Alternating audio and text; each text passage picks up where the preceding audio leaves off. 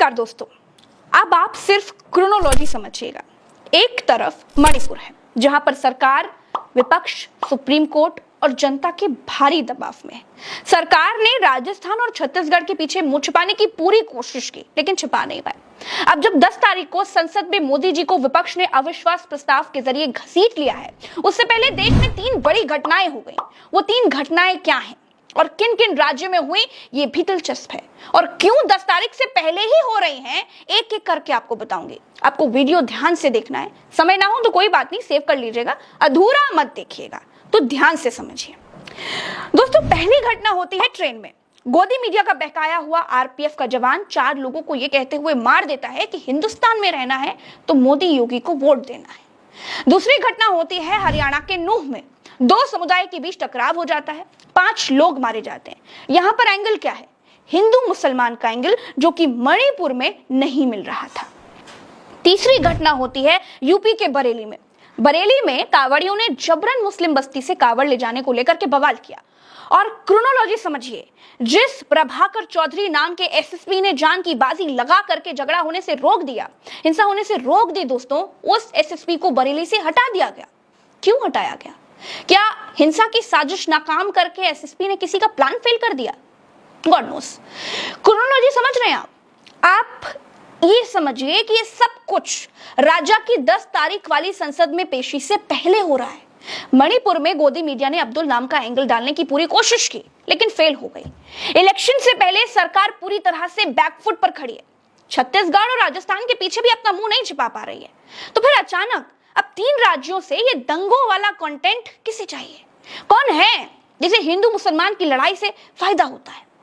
एक और क्रोनोलॉजी समझिए, कोई लूप होल सामने ना आने पाए, इसलिए ये तीनों घटनाएं जहां जहां हुई उन राज्यों के नाम जानेंगे तो आप सारी क्रोनोलॉजी आराम से समझ जाएंगे। ट्रेन वाली घटना जिस राज्य में हुई, उस राज्य का नाम है महाराष्ट्र। यहां पर सरकार किसकी है? भारतीय जनता पार्टी की। बरेली में कांवड़ियों और मुस्लिमों का झगड़ा रोक देने वाले एसएसपी का ट्रांसफर किस राज्य में हुआ? यूपी। यूपी में किसकी सरकार है? भारतीय जनता पार्टी की। मेवात कहां पर है? हरियाणा में। और हरियाणा की खट्टर सरकार है बीजेपी सरकार। तो अब सवाल यह है दोस्तों कि जब बीजेपी से चुने गए प्रधानमंत्री नरेंद्र मोदी को मणिपुर पर संसद में जवाब देना है, उससे ठीक पहले बीजेपी शासित राज्यों में ही ये सब क्यों हो रहा है?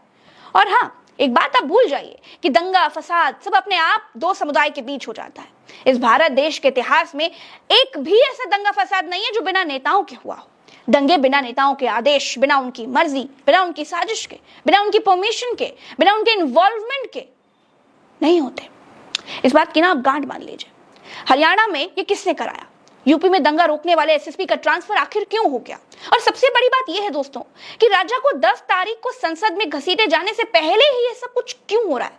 लोकसभा के सांसद रहे, राज्यसभा के सांसद रहे, बिहार के राज्यपाल रहे, गोवा के राज्यपाल रहे, कश्मीर के राज्यपाल रहे, उड़ीसा के राज्यपाल रहे, मेघालय के राज्यपाल रहे, सत्यपाल मलिक, वो ये कहते हैं कि 2024 से पहले जरूर बीजेपी राम मंदिर पर हमला करवा सकती है या फिर अपने किसी बड़े नेता को मरवा सकती है।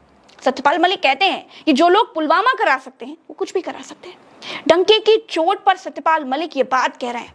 गोदी मीडिया उनके बयान को चिमटे से भी नहीं छूना चाह रही है। गोदी मीडिया की हलक सूख जाती है उनका ये बयान बताने में और ये बयान दिखाने में। इस देश के गद्दार गोदी मीडिया को इतिहास कभी माफ नहीं कर पाएगा। सत्ताओं की कुर्सियां तो टिकी लाशों के ऊपर होती, लेकिन इस देश के गोदी मीडिया ने जो रोल निभाया है उसके लिए इनके मालिकों को और इनके एंकर्स को नर्क में भी जगह नहीं मिलेगी। इनके फैलाए जहर ने देश को बर्बाद कर दिया है दोस्तों।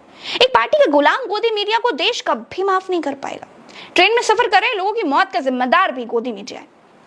आज के लिए इतना ही। वीडियो पसंद आए तो शेयर जरूर कीजिएगा। राम राम, दुआ सलाम, जय।